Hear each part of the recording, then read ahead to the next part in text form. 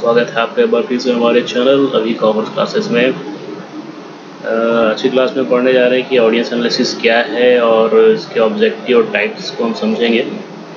श्रोता विश्लेषण क्या है, इसके उद्देश्य एवं प्रकार को समझाइए, ये हमारा प्रश्न है आज का।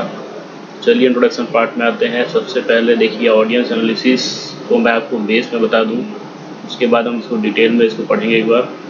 तो ये कुछ नहीं है, देखिए ऑडियंस जो होते हैं वो लोग जिनसे आप कुछ बात कहते हैं, तो ठीक है, ये ज़रूरी है कि आप जिनसे अपनी बातें जिनके सामने रख रहे हैं, ये बहुत आवश्यक है कि वो उनको वो बातें समझ में आए।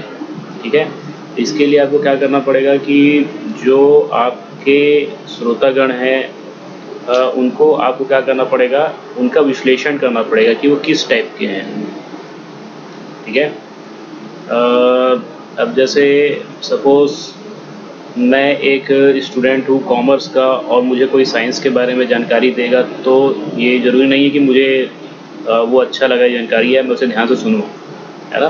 तो ये आप देख लीजिए कि श्रोता किस प्रकार का है, किस बैकग्राउंड से बिलोंग करता है, वो हमारी बातों को सुनेगा, इंटरेस्ट लेगा या नहीं लेगा। ये सब बातें बेसिकली हम ऑडियंस एनालिसिस, श्रोता विश्लेषण के अंतर्गत करते हैं। अब आप जब इंट्रोडक्शन को पढ़ेंगे तो आपको एक बात जो मैंने बताई वही सब चीज़ें यहाँ पे लिखी हुई मिलेंगी।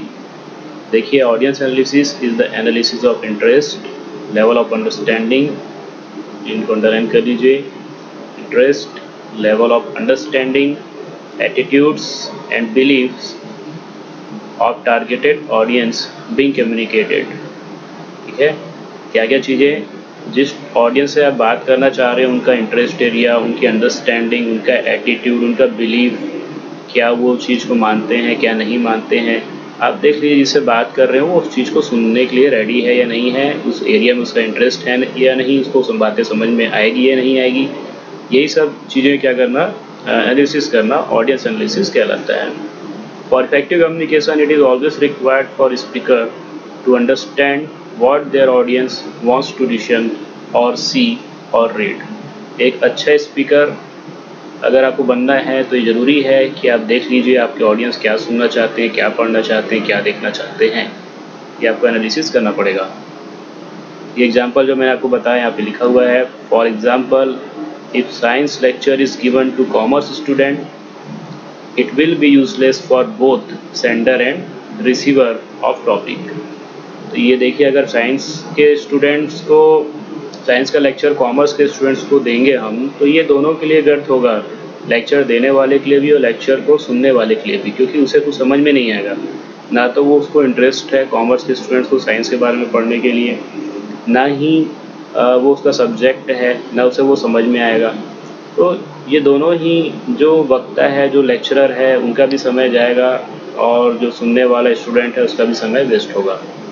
अब जैसे मैं टॉपिक पढ़ा रहा हूँ तो ये बिजनेस कम्युनिकेशन वैसे सभी के लिए यूज़फुल टॉपिक है, बट हो सकता है किसी सब्जेक्ट्स, किसी स्ट्रीम के लिए बिल्कुल भी यूज़फुल ना हो, तो वो इस टॉपिक को नहीं सुनना चाहेंगे, है ना।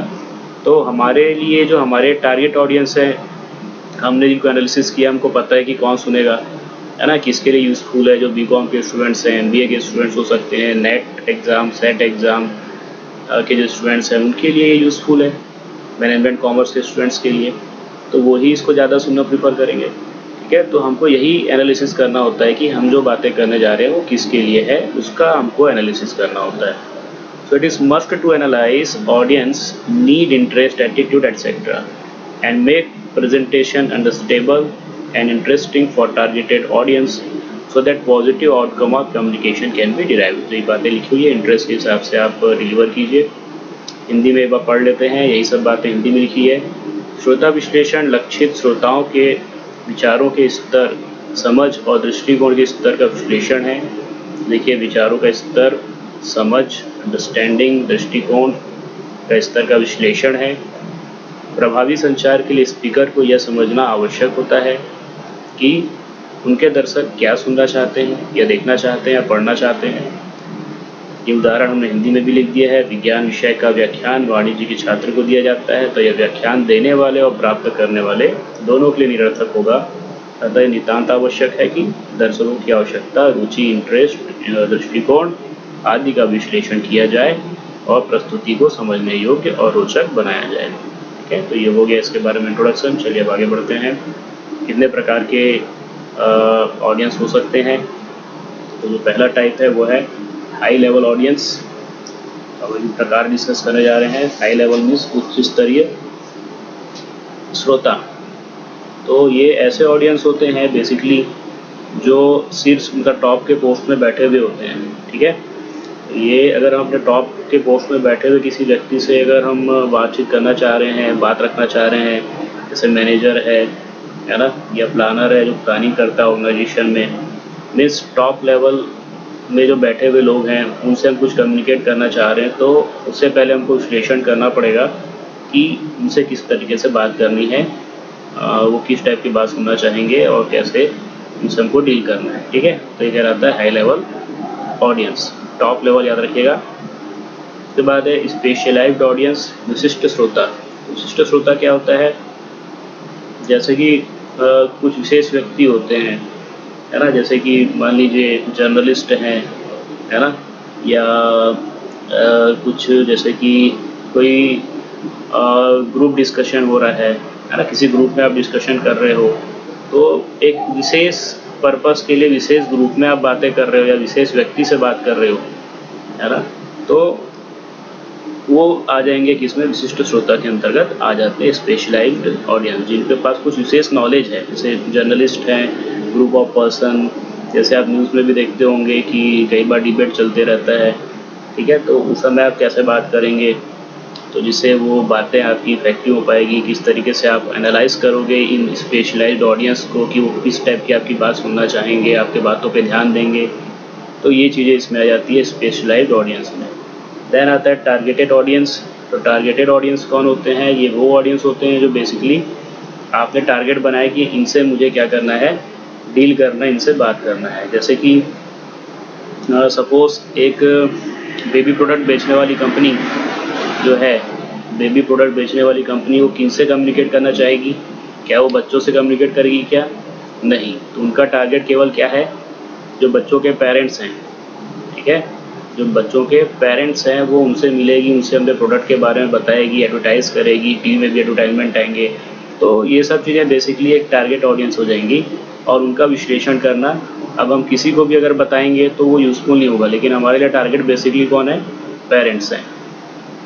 उसके बाद है जनरल ऑडियंस। जनरल ऑडियंस क्या है, कोई भी हो सकती है। जैसे एक नेता भाषण दे रहे हैं, ठीक है, एक पॉलिटिशियन अगर भाषण दे रहे हैं तो वो पूरे ग्रुप में सब लोग सुनेंगे, है ना, तो वो सभी लोग क्या कहलाएंगे, जनरल ऑडियंस कहलाएंगे। तो एक पॉलिटिशियन को भी ये बात का ध्यान रखना पड़ेगा कि भाई मेरे ऑडियंस इस टाइप की बात को मेरे सुनेंगे, समझेंगे या नहीं समझेंगे।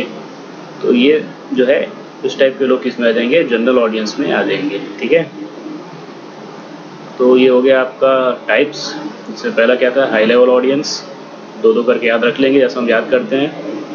हाई लेवल ऑडियंस उच्च स्तरीय श्रोता, स्पेशलाइज्ड ऑडियंस विशिष्ट श्रोता, हाई लेवल स्पेशलाइज्ड उच्च स्तरीय विशिष्ट, देन टारगेटेड ऑडियंस लक्ष्य श्रोता, एंड जनरल ऑडियंस सामान्य श्रोता, ठीक है। तो अभी इस क्वेश्चन का हमने टाइप्स पढ़ लिया है और क्या होता है भी पढ़ लिया है। अब इसके ऑब्जेक्टिव को हम नेक्स्ट क्लास में जो है और आगे डिस्कस करेंगे, ठीक है। अभी आप इतना रिवाइज कीजिए और इसको लर्न कीजिए अच्छे से। Thanks for watching.